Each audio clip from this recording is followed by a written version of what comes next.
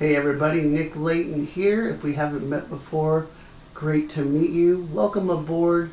Thanks again for checking out Sweet Picking Fire Boot Camp. I'm just going to touch on a few of the key concepts in this guide. There's a ton of material here, but don't get discouraged if it seems like there is a lot and a big mountain to climb. Just take it piece by piece and have fun along the way. So I wanted to talk about two-string triads. And people sometimes overlook these, especially when first getting into sweep picking. The tendency is to get these big, grandiose, huge arpeggios and try to conquer those. And I think it's better to get a handle on the smaller shapes first, and also just start seeing how these things are put together from a theoretical point of view. So, in other words, where's your root note? Where's your flat third? Where's your fifth? And that kind of thing. If you take a look at the chapter 1 in your sweep picking guide, you'll see that these two-string shapes are laid out for you in diagram style. Later on, you'll also see some loops and sequences that use these. But I'm going to take just a cool little Yngwie style idea here and put it on the top two strings and show you how you can basically cover the minor, the major, and the diminished shapes with little licks like this. So let's take a look at the first arpeggio, and then we'll start putting these together. The first one is an A minor, and it goes like this.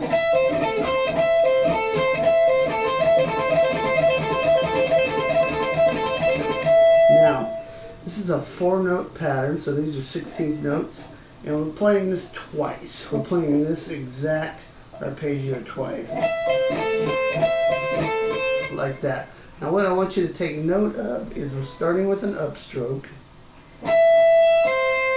followed by a pull-off, and then we're doing 2 downstrokes. That's really important. Now the downstroke needs to be a sweeping motion, meaning that it's not 2 separate downstrokes. You don't want,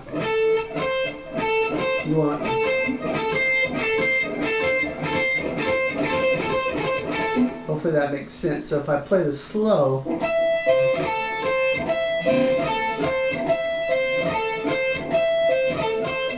now that's the picking pattern for every arpeggio in this little study. So once you get that down, all you got to do from that point is move your hands to the correct position and just keep that going.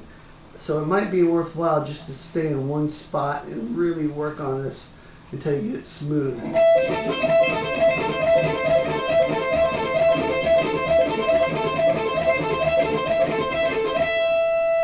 Okay, so we're going to take this, that's an A minor, and now the root note here, the root notes for all of these arpeggios on the top 2 strings is the 2nd string.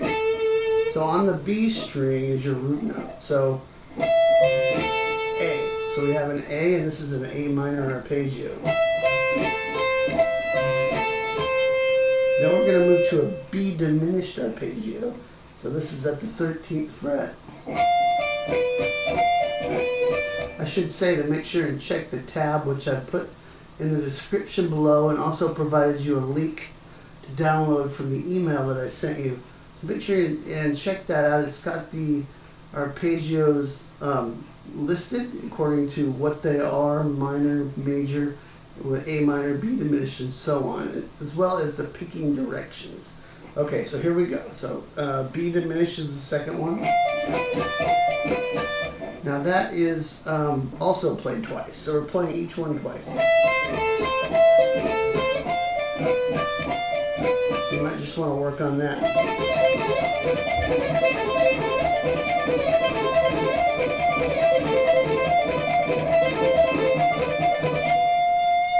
If you need to play it a little bit longer in each position, go ahead and do that too. So you might try playing each one 4 times.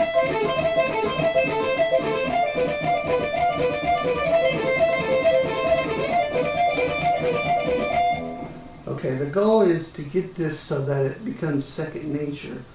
So whatever you need to do to kind of get this ingrained into your hands, Then we're going to move to a G sharp diminished arpeggio. This one's at the 10th fret. So 10, 7, and 9 on the B string.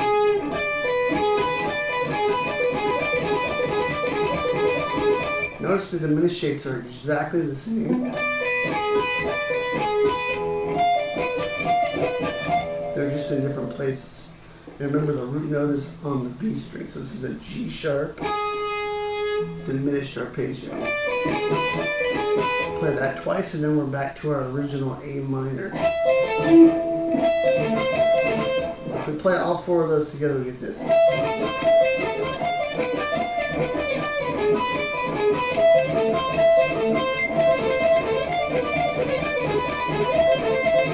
Then we're going to move to an F major. And this is at the 8th fret, high E string. Pull off to 5 and then 6 on the B string. That's your F note. Then this becomes an F sharp diminished by just changing one note.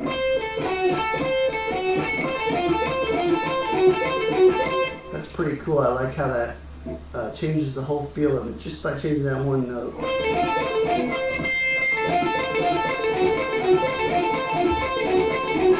We're going to move that whole thing up 2 frets and play G and G sharp diminished arpeggios.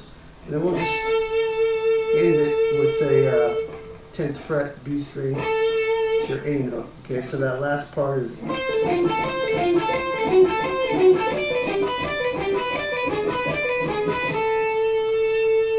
you put all that together slow, you get this.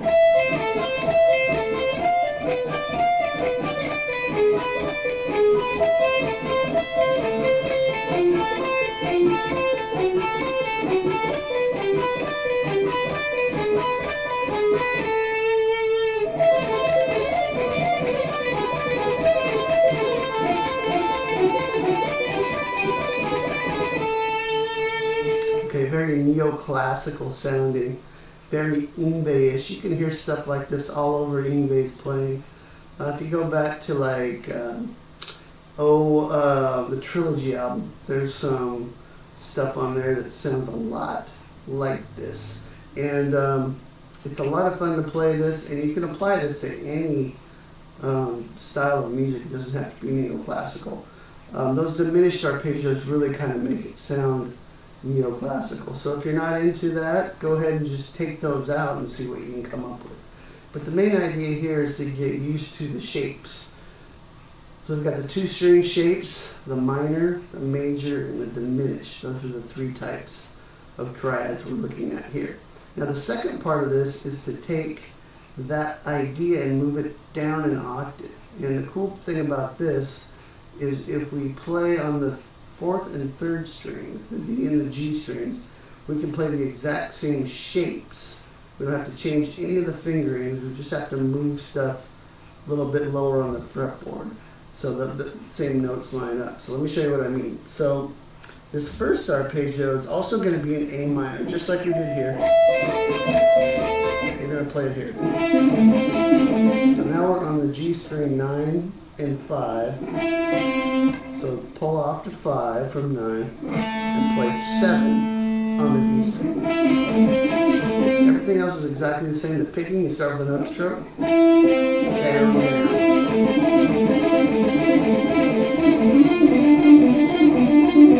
One thing I will say is that muting sounds really good, especially on these lower strings like this. So if you can get a little bit of a palm mute in it, it sounds really cool. So we're going to go from A minor, that's at the 10th fret, 7, and then 9 on the D again. Make sure you check the tab to make sure you're getting the right notes here. And we're going to move this down to a G sharp diminished, and then up to A minor again. So notice it's the same thing, just down an octave.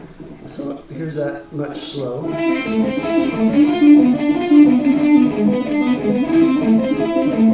we're going to move down to an F major. F sharp diminished, G major, G sharp diminished. And there's our A. Okay, so if we do all that together, slow, we get this.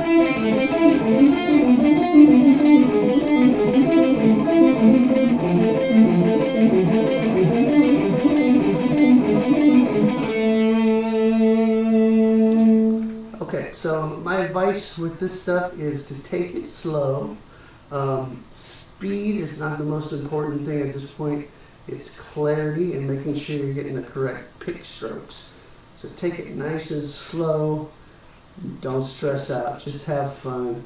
Sweep picking for me was something that took quite a while to get. And actually, if I'm being totally honest, these 2-string shapes were tougher for me to be able to play than the 3 and the 5-string and the 6-string shapes later on. And I'm not sure why, but I think it's because I learned them a lot later on. And by then I had already developed certain ways of playing different arpeggios. So it might, if you're just starting out with sweep picking, this might come very naturally to you. If you've been sweep picking a while but haven't tried 2-string shapes like this might feel a little awkward. But stick with it. It definitely will come in time. You can take these shapes too. These are 16th note patterns. And you'll see in the Sweep Picking Bootcamp guide, there's different loops that use 16th notes, triplets. These feel different when you're playing triplet type of rhythm as opposed to like a 16th note rhythm. So if you're doing this first shape here, but you're ascending instead of descending, so when we're going, but if you're ascending, that's a little different feel than if you're playing a triplet.